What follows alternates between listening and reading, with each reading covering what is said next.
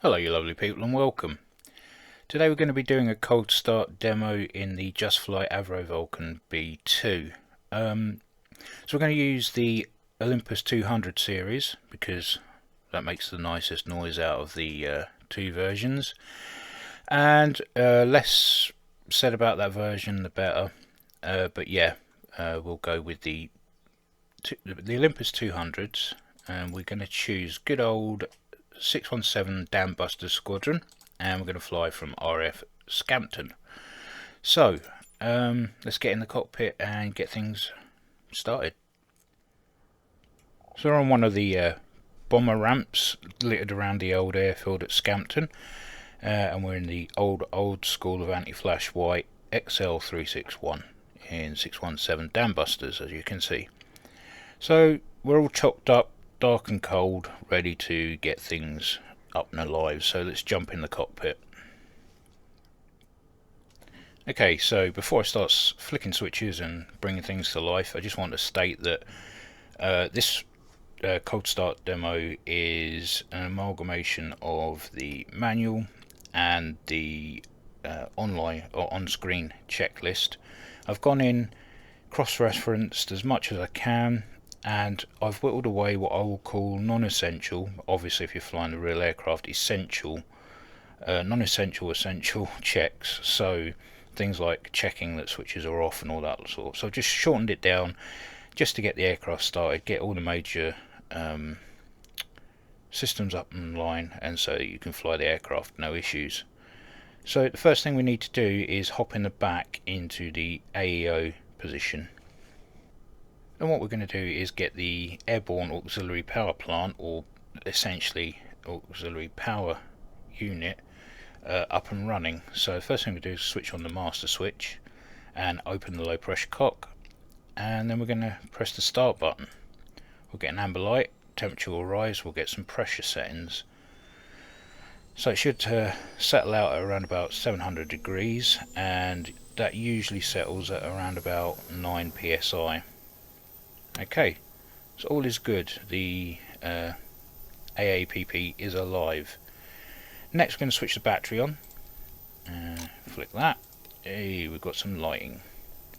Next we're going to switch on the number 1 and number 4 alternators. So unguard them, flick them so that they're on. Okay, and then we will go over to the AAPP and switch on.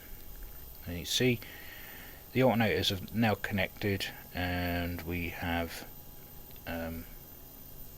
some movement in the gauges here, and we've got volts, and that's all good. So we now have power feeding the aircraft.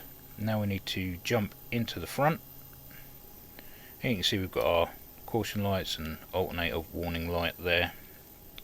So the first thing we're going to do is switch on oxygen for pilot and co-pilot. We're going to go ahead and lift up these armrests. Okay. Then we're going to come to the electronic flight board and just select ground power, and while we're there, Peloost. And we're going to hide that, we won't need that for the next few minutes or so. Next we want to switch on our radios to get clearance to start the aircraft. So transmit, receive and guard. And now we want to do a compass sync. I'll do this by pressing D on the keyboard. Don't really see any movement, but at least it's been done. Now we're going to open the low pressure cocks, which are under the glare shield here. And what I'm going to do is I'm just going to open all the guards, flick them on one at a time, and put the guards back on. Okay, so that is all good to go. Gonna reset the G meter, or the accelerometer, if I can remember where it's situated. Where are you? Oh, there it is there.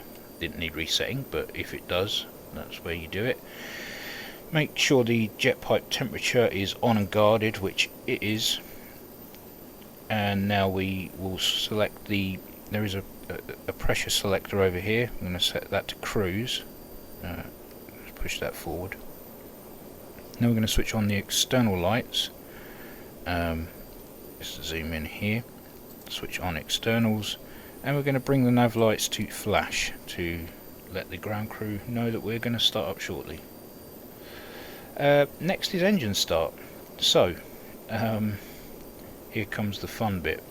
So we can come back across here again, and what we're going to do is going to select our air select, and we've got 1 to 4 there, but we do it one at a time in correspondence with the starter button that we're going to be using. So we're going to switch on air select 1. We're going to come down here, and we're going to switch on our ignition and master and make sure the air cross feed is open, and then once that's done we can hit the start switch. So start switch number 1. We're going to watch the gauge for the RPMs. Once that hits 10%, we're going to open the high pressure cock.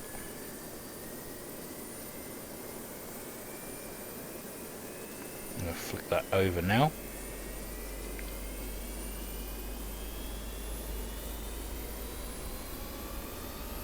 And we've got a good start on engine 1. Come back over to the air, close 1, open number 2, number 2 starter, and again we're going to wait for that to hit 10%, and then we'll open the high pressure cock. I forgot to mention this is just the normal start, obviously not the rapid start. Open the fuel cock.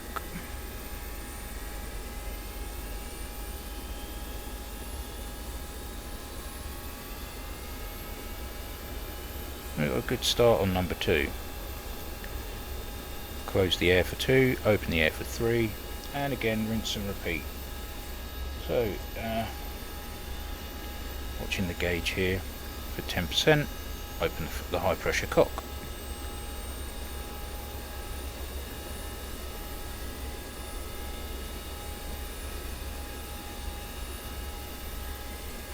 Okay, just going to open that.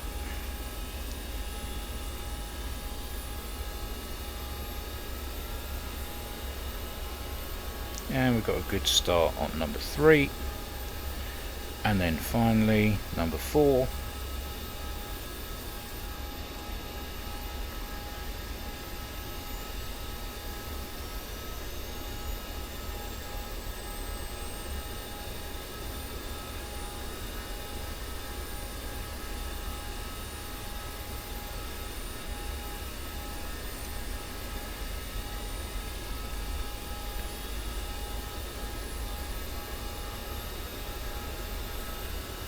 Okay, we've got a good start on number 4.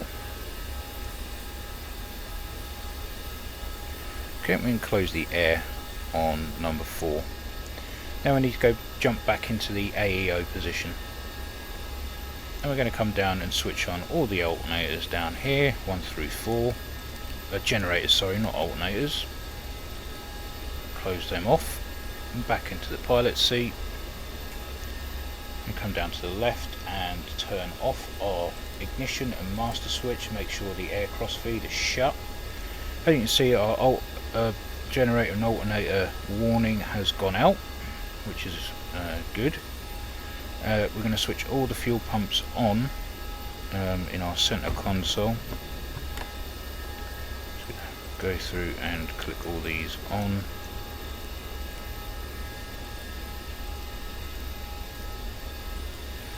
All of these are the wing tanks, and those are the ones in the fuselage. Okay, so we have our fuel pumps on, and now we're just going to do the powered flying controls.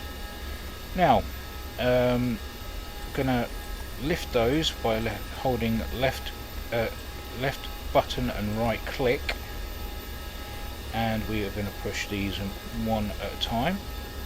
Let the lights go out. That's good. That's ailerons, rudder, and elevators.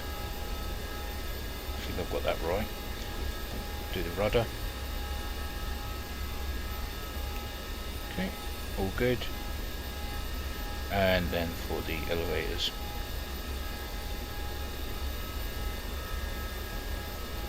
All good. And then we're going to left hold and right click all of these. All lights out means everything is working, so that's good. Back into the AEO position again. This time we're going to come across to number 2 and number 3 generators, switch those both on. Okay, and back into the pilot seat. You will actually need to get into the co-pilot seat for this one. Move the armrest down, open the AVS to open, and flick it back up again if we need it. Okay, we can jump across back to the pilot seat because we can now do the before taxi checks.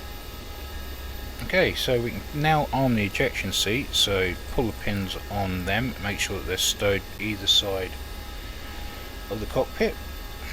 We can close the bomb doors, and we're going to close that to close, sorry. And we need to close the crew door. I'm not sure where the switch is for that, so I'm going to have to use the EFB for that, which is annoying. Okay, I'm going to leave that on because we'll disconnect Ploost and GPU in a second. Next we'll switch the landing lamps to taxi, down 2. Okay, and we're going to zero altimeters.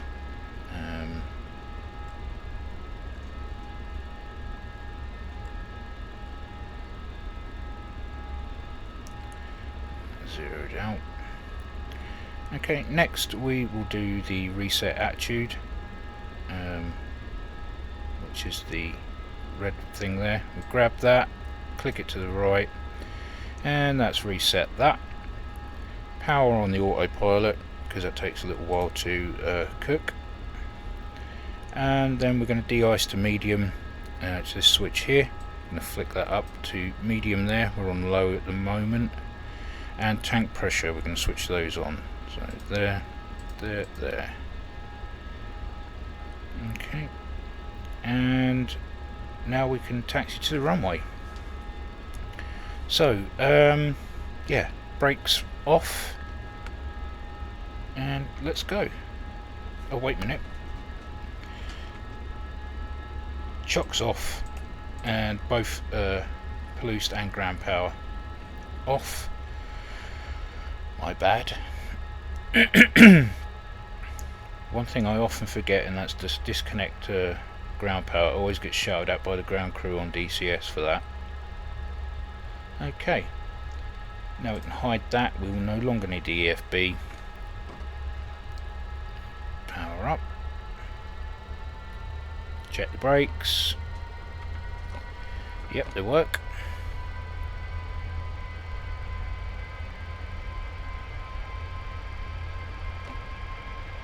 Make sure that your nose wheel steering is on.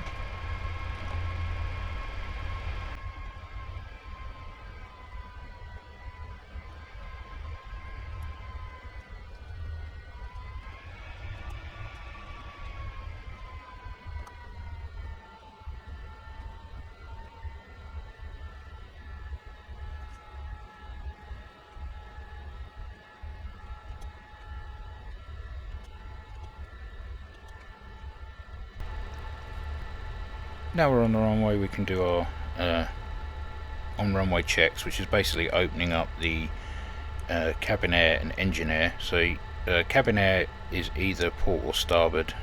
Click starboard. And for the engine air, you either click 1 and 2 or 3 and 4. So we'll go for 3 and 4. As you can hear, cabin air is now up and running. So let's get back in the pilot's seat. Admittedly, not the best lineup in the world, but at least we're on the runway. So we can put the toe brakes on. I can see that the altimeter has changed slightly, so I'm just going to level that out again. Okay, now we're just going to hold the brakes, throttle up to about 50%. let the engine settle.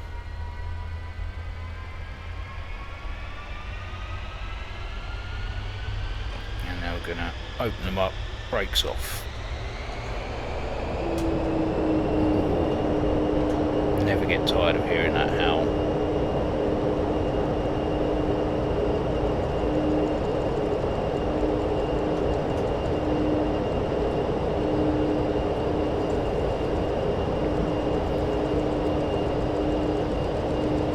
Okay, we can rotate now.